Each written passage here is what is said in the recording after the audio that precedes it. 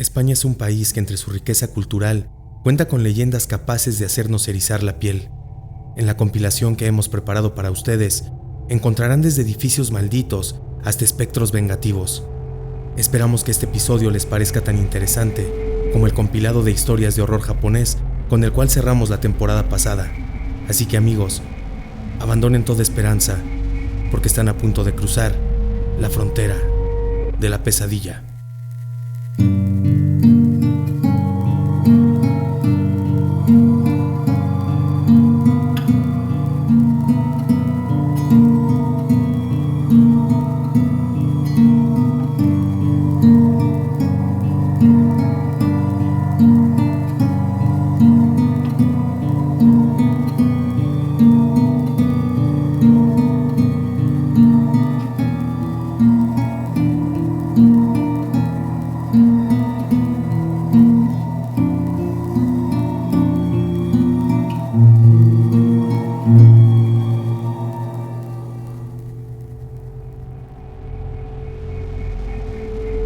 El duende parlante.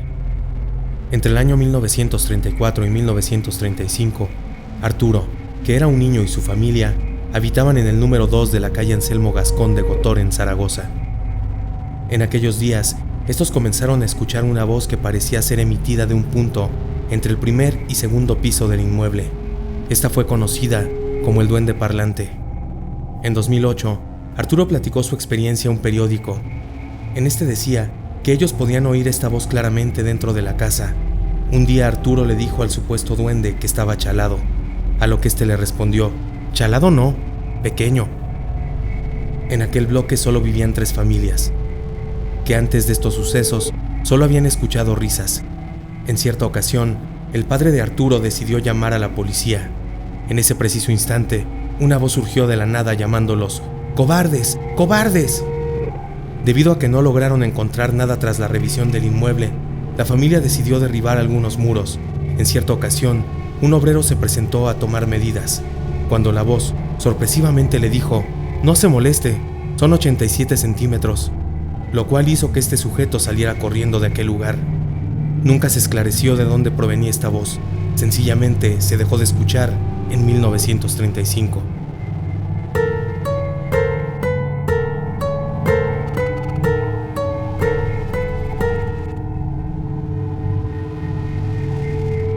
El Sillón del Diablo. Este se encuentra en el Museo Provincial de Valladolid.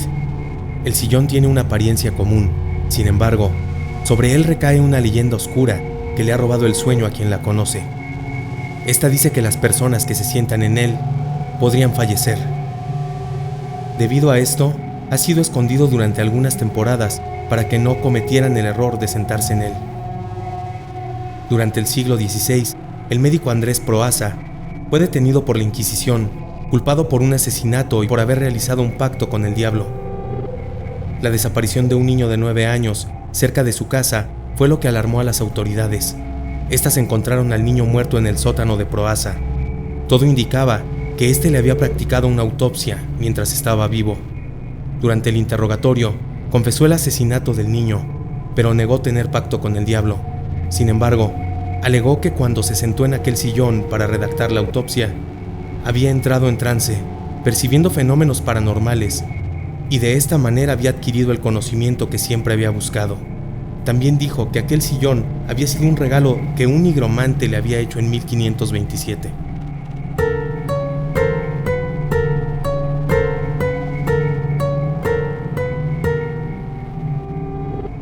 Los espectros del metro.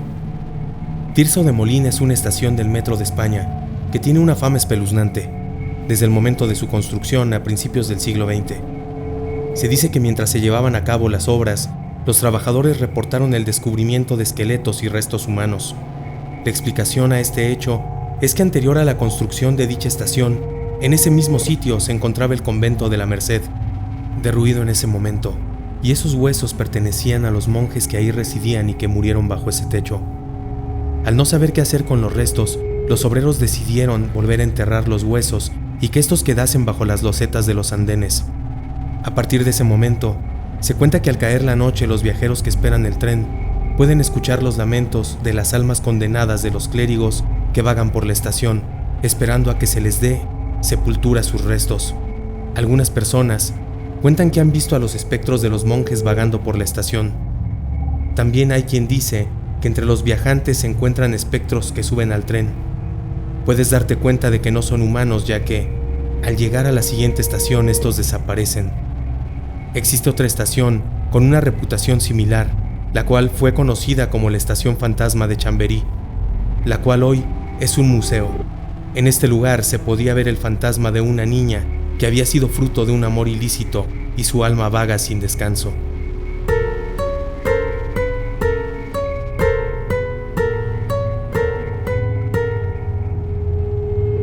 El fantasma sin cabeza de San Ginés. Una de las iglesias más antiguas de Madrid es la de San Ginés. En 1353, esta fue escenario de un deceso sacrílego y horrible. En cierta ocasión, 2 ladrones de poca monta, que tras esperar a que los fieles se fueran, entraron a robar.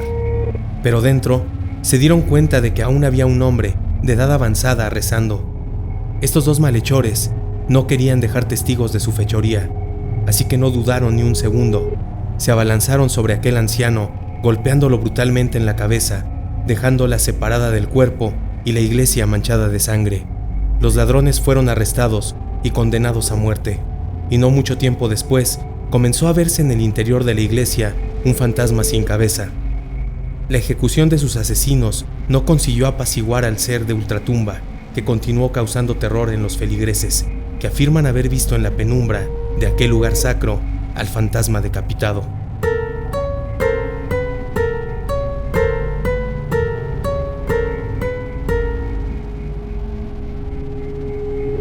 Un cadáver a la mesa. Este es quizás uno de los acontecimientos más macabros de la ciudad de Madrid. El fundador del Museo Nacional de Anatomía, el doctor Pedro González de Velasco, quien tuvo solo una hija que le fue arrebatada por el tifus en 1864, con solo 15 años, tras tomar un purgante que él mismo le administró como cura, ordenó embalsamar a su hija para después enterrarla en el Panteón de San Isidro. Tras esta horrible pérdida, el doctor se obsesionó de tal manera que años después ordenó exhumar el cuerpo para instalarlo, vestido en un traje de novia, en una habitación de su casa. El trabajo del embalsamador estaba tan bien hecho que el cuerpo mantenía cierta flexibilidad, la suficiente para doblar las rodillas. Ahí comenzó el horror para la mujer del doctor, ya que al poco tiempo de dichos sucesos comenzó a sentar el cadáver a la mesa a la hora de la comida. Cada tarde, un carruaje con las ventanas cubiertas por cortinas se estacionaba fuera de la casa del doctor, para después dar un paseo por el retiro. Se dice que en su interior viajaban el padre, la niña muerta y su prometido. Tras el fallecimiento del doctor, su cuerpo fue embalsamado y, según su último anhelo, permaneció en el Museo de Anatomía. Su esposa, quien le sobrevivió, enterró nuevamente el cuerpo de su hija en el Panteón de San Isidro en 1882. A su vez, el cuerpo embalsamado de Velasco permaneció en el museo hasta el año 1943, en que fueron trasladados a la Sacramental de San Isidro, en principio a un nicho provisional, y finalmente en 1965 es definitivamente trasladado al nicho familiar.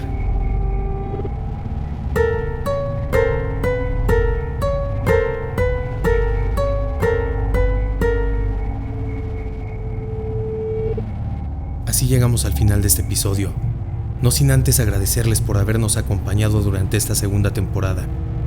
La siguiente vendrá con más horror y misterio. Recuerden suscribirse, activar la campanita, darle like si les gusta nuestro trabajo y compartir. Esto nos ayudaría mucho a crecer y así traer a ustedes más historias. Los esperamos la siguiente semana. Por hoy debemos cerrar esta sesión espiritista. Mientras tanto, estén atentos, porque en cualquier momento podrían encontrarse en la línea que divide el mundo de lo real, de la frontera, de la pesadilla.